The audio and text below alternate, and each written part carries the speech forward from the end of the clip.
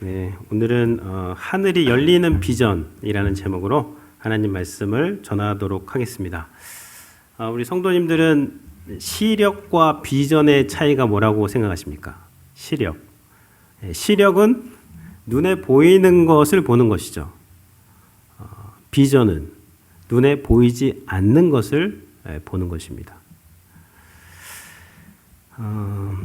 고린도후서 4장 18절에 우리가 주목하는 것은 보이는 것이 아니요 보이지 않는 것이니 보이는 것은 잠깐이요 보이지 않는 것은 영원함이라.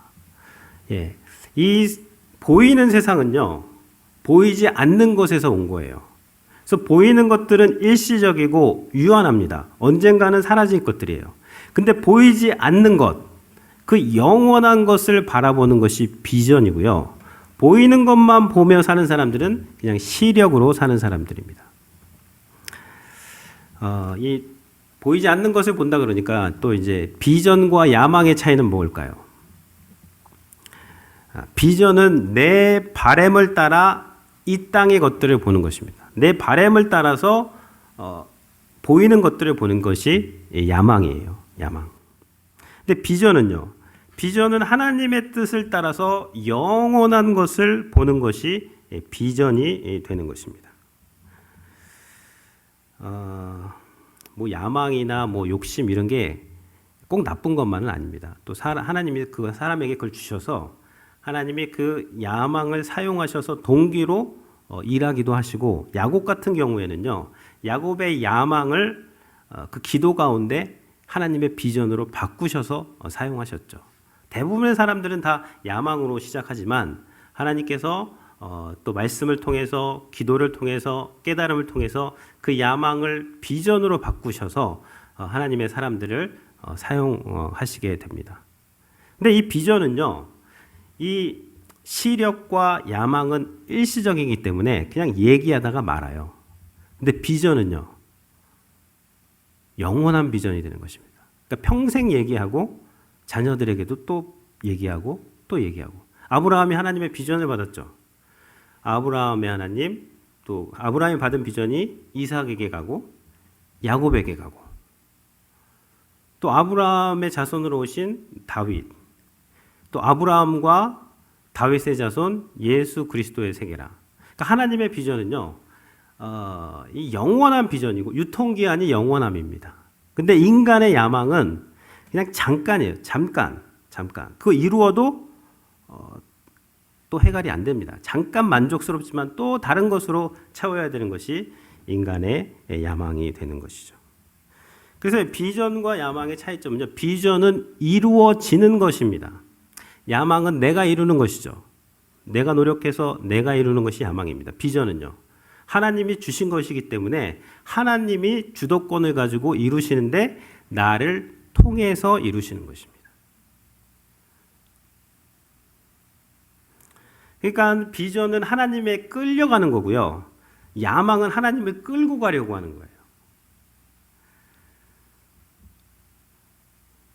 오늘 이 본문에서 에스겔이 나타나는데 에스겔이 눈에 보이는 것만 보고 자신의 야망만을 보고 살다가 하나님께서 에스겔에게 눈을 들어가지고 하늘이 열리면서 하나님의 비전을 보게 하십니다. 에스겔은 그 비전을 보고 이 땅에서 살아갈 그런 확실한 이유를 발견하게 되는 것이죠.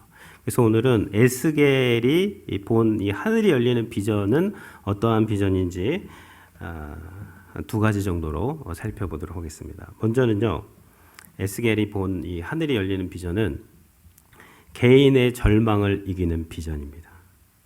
1절을 다시 보면요. 30째 해로 시작하고 30째 해. 넷째 달 초닷새 해.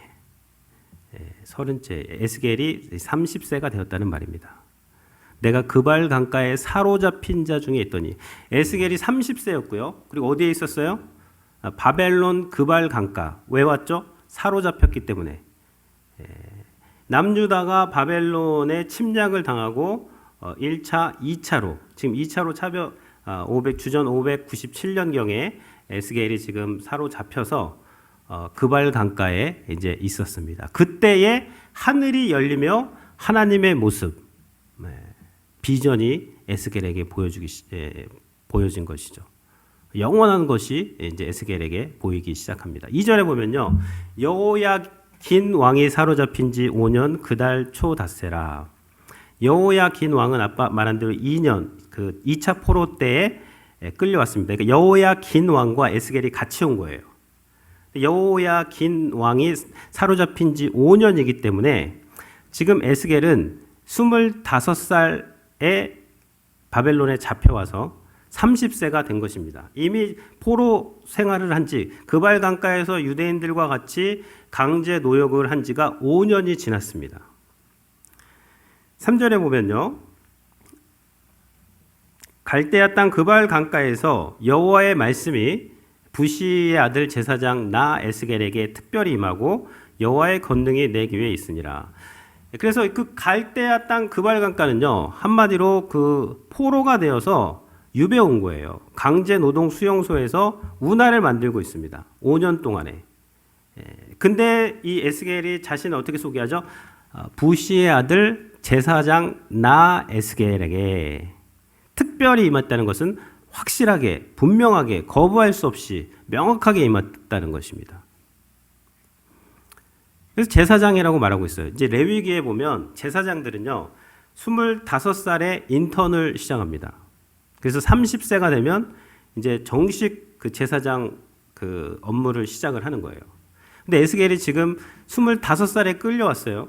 끌려와가지고 5년 동안 뭐 했을까요? 근데 에스겔이 제사장 가문인데 기도했겠죠. 하나님, 우리 빨리 돌아가게 해주십시오. 고국으로 돌아가게 해주십시오. 5년 동안 기도했는데 응답이 없어요. 그리고 30세가 됐습니다.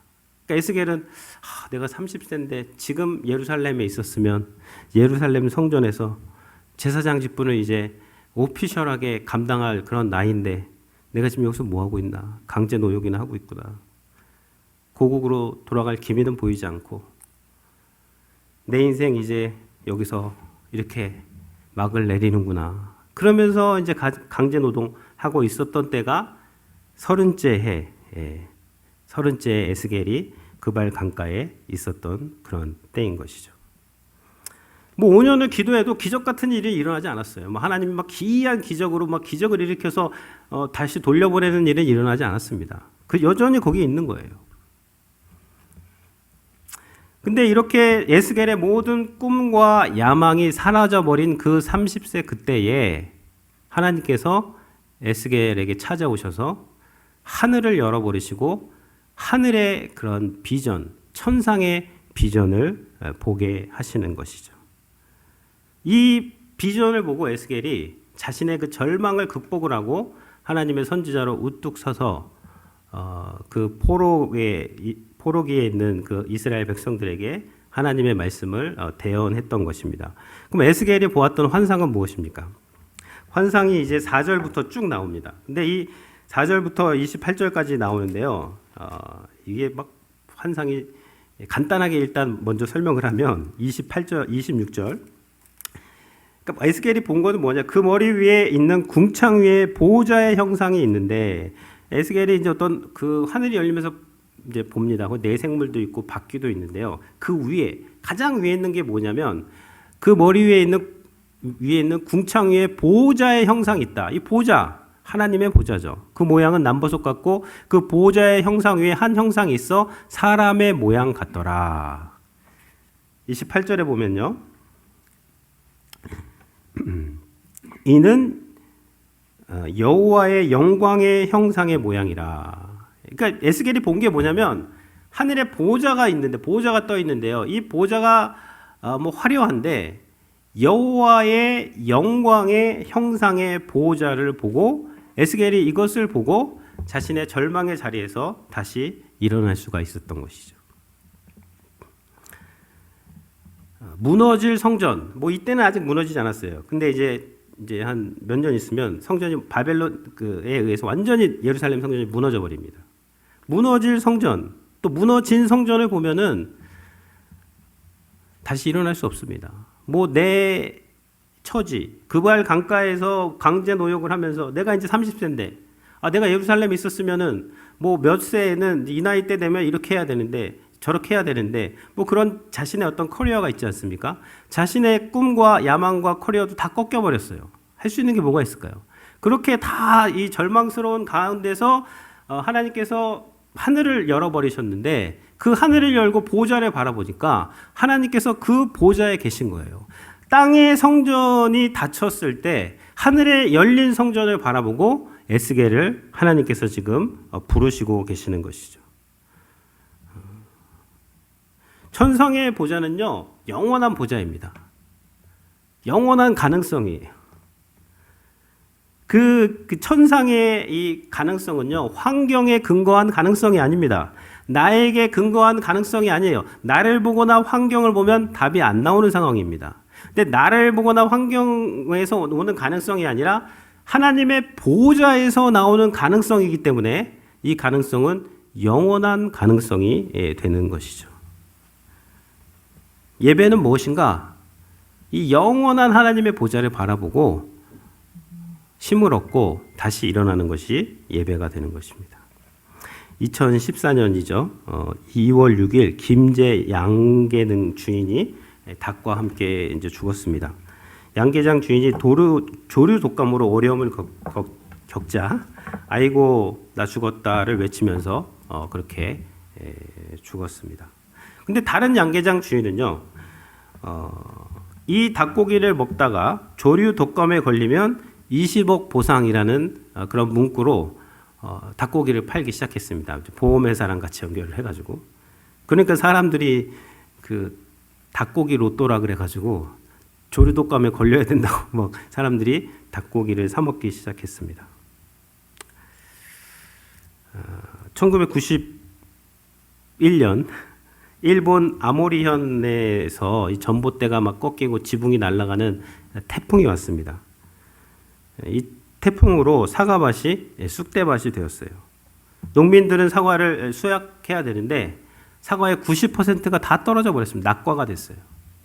그러니까 농민들이 그 낙과 떨어진 90%의 사과를 보면서 다 망연자실하고 있을 때 어떠한 한 농부는요, 아직도 붙어 있는 그 10%의 사과를 이제 보는 거예요. 보면서 태풍에도 떨어지지 않는 나무, 절대 떨어지지 않는 나무,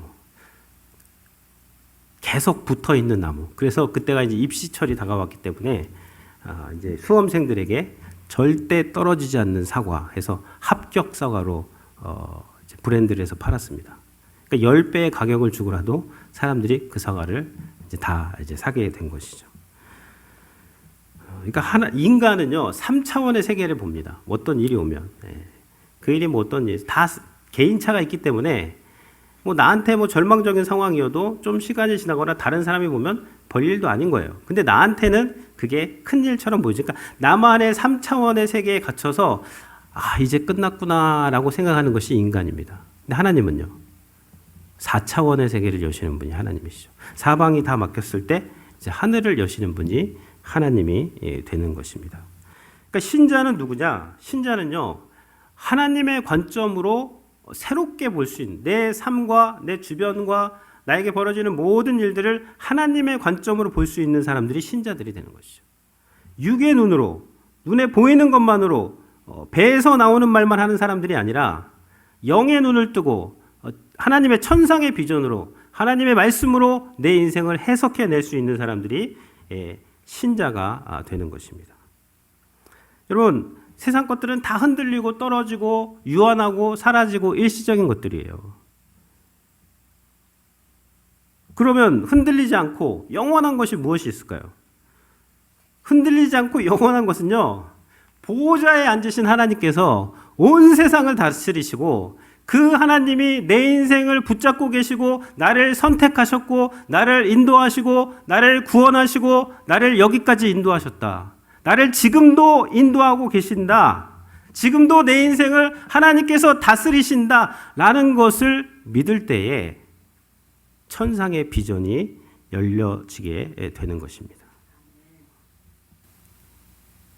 그러면 개인의 절망을 극복할 수 있게 되는 것이죠.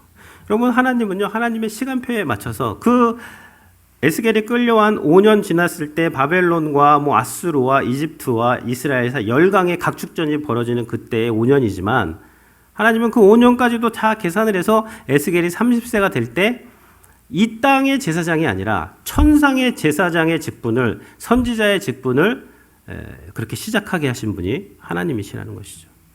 우리의 시간표와 하나님의 시간표는 다르죠.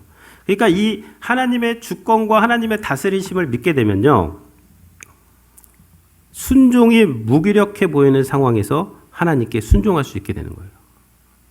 순종이 무기력하게 보이는 상황에서 하나님께서 순종하면서도 기쁜 거죠. 조급해하지 않을 수가 있는 거죠. 섭섭하지 않을 수가 있는 거예요. 하나님이 모든 것을 다스리시고 있다는 그 믿음 때문에 그렇게 되는 것입니다.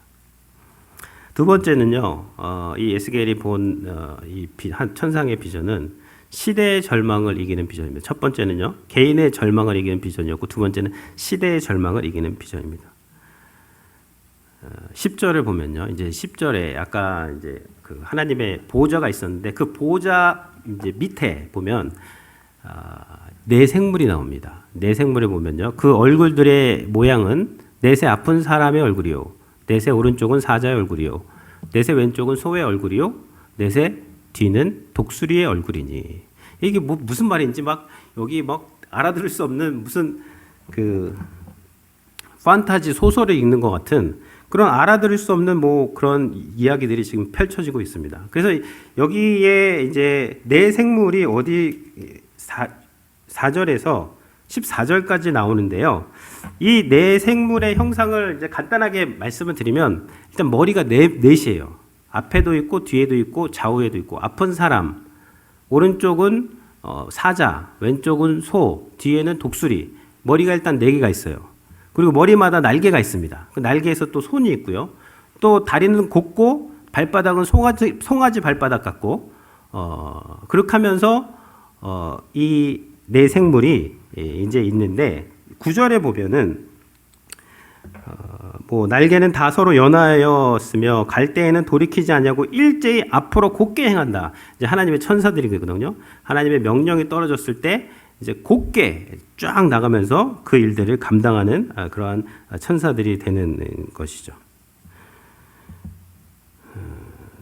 그리고 이 이제 12절에 보면 영이 어떤 쪽으로 가면 그 생물들도 그대로 가되 돌이키지 아니하고 일제히 앞으로 곧게 행하며. 이게 영은 하나님의 영이죠. 그러니까 하나님의 영이 어떠한 명령을 이제 내리면 이 네 생물이 그 곧게, 여기 또 바퀴가 나옵니다. 이제 바퀴. 이 바퀴도 뭐 큰 바퀴고 이 바퀴에 둘레에 눈들이 있어요. 눈들이 막 박혀 있어요. 뭘까요? 하나님의 눈이 온 땅을 감찰한다 그랬잖아요. 이 바퀴가 돌아가면서 이제 하나님이 보내시는 곳은 어디든지 가면서 이 네 생물이, 천사들이 하나님의 명령을 수행하는 그러한 비전을 이제 보게 되는 것입니다. 그래서 여기 뭐 얼굴들이 네 개, 사람의 얼굴, 이제 처음 오른쪽에는 사자죠. 뭐 복잡하게 설명하면 한두 끝도 없습니다. 그냥 사자는 뭐예요? 성경에서 어떤 힘입니다. 힘. 그러니까 하나님이 창조하신 것 중에 가장 힘센 것. 그다음 소는요. 소는 어떠한 생산, 또 프로덕티브한 일을 하는 것, 사람에게 도움을 주는 것. 뭐 해서 막 황소의 형상을 만들어서 우상을 섬기기 하지 않습니까? 이 소. 뒤에 독수리는요. 독수리는 뭐 신명기 이런 데 보면 저 알지도 못하는 사람이 독수리처럼 날아온다 그랬거든요. 독수리는 어떤 신속하게 움직이는 걸 말합니다. 사람의 형상은 하나님께서 지으신 형상 중에서, 피조물 중에서 사람이 하나님의 지혜를 갖고 이제 피조물이 되지 않았습니까? 이 네 가지 얼굴이 상징하는 것은 어쨌든 하나님이 창조하신 그 피조물 가운데 가장 빠르고 강하고 생산적이고 지혜로운 그러한 이런 이 네 생물이 그 네 생물의 밑에 바퀴가 있어가지고 그게 빠르게 움직이면서 하나님의 영이 명령하시는 것으로 곧게 나아가서 그 힘과 그 지혜와 그 빠르기와 그런 것으로 하나님의 일들을 성취한다는 거예요. 한마디로. 그걸 본 겁니다. 그러면서 28절에 사방의 광채의 모양은 비 오는 날에 구름 있는 무지개 같으니 이는 여호와의 영광의 형상의 모양이라. 내가 보고 엎드려 말씀하시는 이의 음성을 들으니라. 거기에 내생물이 있고요. 그 밑에 바퀴들이 있고요. 그 위에 이제 궁창의 보좌가 있는데 하나님의 보좌의 플랫폼이 있는데 이 플랫폼에 하나님께서 앉아 계시고 그리고 이 영광스러운 보좌가 펼쳐지고 그 내생물이 거기를 떠받들어 있는 그 환상을 본 거예요. 어디서? 그발 강가에서. 예루살렘이 아닙니다. 성전이 아니에요. 이방인의 땅에서 강제 노역을 하고 있는데도 너희가 성전에서 예배하고 예루살렘에 있을 때만 내가 너희를 지키는 그런 하나님이 아니라 너희가 비록 끌려오고 강제 노동을 하고 그발 강가에 있고 희망이 다 사라진 줄 아느냐? 내가 지금 너희 가운데서 지금 이 천사 내생물을 통해서 온 세계를 경영하고 있다고 하나님께서 에스겔에게 이 환상을 통해서 말씀해 주고 계십니다. 에스겔이 바벨론에 끌려오기 8년 전에 다니엘이 끌려왔습니다. 여호야김 왕과 함께. 에스겔은 여호야긴 왕과 함께 왔는데요. 근데 그 다니엘서 1장 2절에 보면 주께서 유다 왕 여호야김과 하나님의 전 그릇 얼마를 그의 손에 넘기심에, 그의 손에 넘기셨다는 것은요, 주께서 여호야김 왕과 그 하나님의 전의 그릇 얼마를 바벨론 왕의 느부갓네살 왕의 손에 넘기셨다는 거예요. 그러니까 이건 무엇이냐면 바벨론이 힘이 있어가지고 예루살렘을 막 성전을 짓밟고 성전에 있는 것을 가져간 게 아니라 주께서 그것을 넘기셨다. 하나님이 허락하셨다는 것이죠. 하나님이 이런 내생물을 통해서 하나님이 명령하셨고 그 하나님의 그러한 명령 가운데서 이 모든 일이 진행되고 있다. 하나님이 여전히 나라가 망해가는 과정에서도 완전히 망해버린 상황에서도 하나님의 보좌는 영원히 높이 들려 있고 하나님께서는 그 내생물을 통해서 여전히 통치하고 계신다라는 이 비전을 보고 에스겔은 다시 희망을 갖게 된 것입니다. 이 비전이 이제 하늘이 열리는 비전은요. 그래서 여기 에스겔에 나오고요. 그다음 또 언제 나오죠? 성전이 무너지면 나오는 거예요. 주후 70년에 예루살렘 성전이 무너졌습니다. 예수님이 이제 승천하신 이후에 그때 또 하나님이 그 하늘을 열어버리세요. 그 사도 요한이 천상의 비전을 봅니다. 그때도 뭐 내생물 나오고 막 예배하는 장면, 찬양하는 장면, 로마 제국의 아무리 기독교를 압제해도 그 위에 계시는 하나님께서 온 세상을 다스리시고 교회를 아무리 죽이려고 해도 지금 교회가 지금까지 살아남아서 온 세계에 퍼져 있고 지금 우리가 여기서 예배드릴 수 있는 것은 하나님께서 이 모든 것을 통치하기 때문이시죠. 이사야서 40장 12절 누가 손바닥으로 바닷물을 헤아렸으며 뼘으로 하늘을 쟀으며 땅에 티끌을 되에 담아 보았으며 접시 저울로 산들을 막대 저울로 언덕을 달아 보았느냐. 하나님이요 이 뺨으로 하늘을 잰다 그래요. 손바닥으로 태평양 바닷물이 하나님의 손바닥에 담깁니다. 그리고 산들을 접시 저울이라는 것은 아주 약재를 재는 작은 저울이에요. 하나님의 작은 저울에 뭐가 놓여 있냐면 산들이 놓여요. 로키 산맥을 갖다 얹는 거예요. 하나님이 로키 산맥이 아무리 커도 하나님께서 접시 저울에 올려놓는. 이게 하나님의 스케일은요. 뭐 우리가 지금 상상할 수 없는 그 이상의 스케일이 되는 것입니다. 어제 우리 성준 형제가 이제 가기 전에 교회 무슨 여기 그 잔디 깎는다고 그러더라고요. 그래서 와서 잔디도 깎고 뭐 청소도 다 하고 뭐 의자도 다 밀고 뭐 대청소를 하더라고요. 저희 애들하고 같이. 하나님이 주신 마음이겠죠. 어쨌든 근데 저희가 여기 이렇게 잔디 깎고 하는데 저는 잔디 깎는 게 힘들더라고요. 잔디 깎는 데가 얼마나 자주 돌아오는지 몰라요. 저는 이 교회 잔디 깎고 뭐 사택 잔디 깎는 것도 힘들어가지고 막 이렇게 하고 힘들어하고 그러는데 하나님은 로키 산맥을 랜드스케이핑 하시는 분이란 말이에요. 잔디 안 깎고 놓으면 막 자라나서 보기 안 좋잖아요. 로키 산맥은 누가 그렇게 매년 아름답게 랜드스케이핑 하십니까? 누가 하시는 거예요? 하나님이 하시는 거죠. 그러니까 하나님의 이 스케일은요, 우리가 다 상상이 안 되는 거예요. 그 하나님의 두레박에서 물방울이 떨어지는데 그 열방이 그 물방울 하나 같다. 이제 지난주죠. 5월 25일 목요일 날 한국에서 고흥군 전남 고흥군 나로 우주센터에서 한국 시간으로 오후 6시 24분 경에 이제 로켓을 발사해서 국내 독자 기술로 개발된 한국형 발사체 누리호 발사에 성공했습니다. 지금 자체 기술로 위성을 쌓아서 궤도에 올릴 수 있는 나라가 세계에서 7나라밖에 안 됩니다. 유럽 연합의 뭐 두 국가 합쳐봤자 8개, 9개밖에 안 돼요.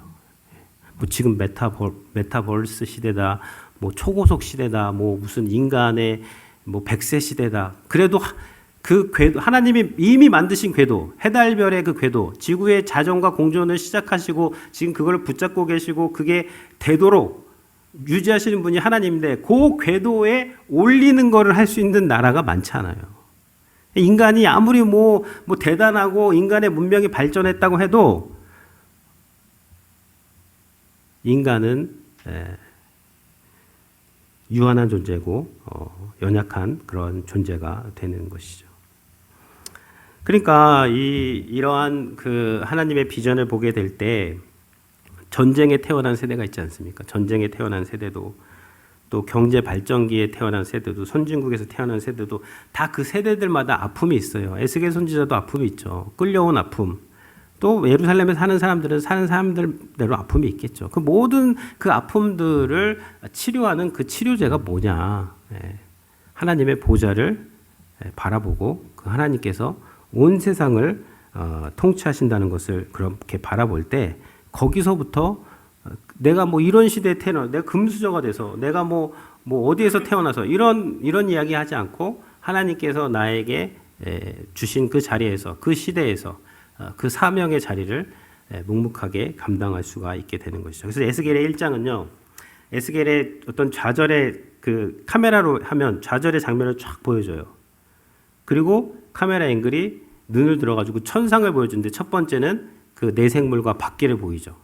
그리고 카메라가 한 번 더 올라가서 천상에 계신 하나님의 보좌를 보여주면서 이걸 쫙 보여주고 이제 에스겔이 다음 주에는 그 말씀을 받게 되고 다시 하나님의 그런 그 일들을 충성스럽게 감당하는 모습을 보여주고 있습니다. 그래서 오늘 두 가지 말씀 전했는데요. 우리 성도님들 하나님의 비전을 보고 사시기 바랍니다. 비전. 땅에 보이는 것만 보고 사세요. 제가 성준형제 떠나가는데 말을 한다면 비전을 보고 사세요. 비전. 눈에 보이는 거는 잠깐입니다. 그거 이루어진다면 어떡할 거예요? 허무하면.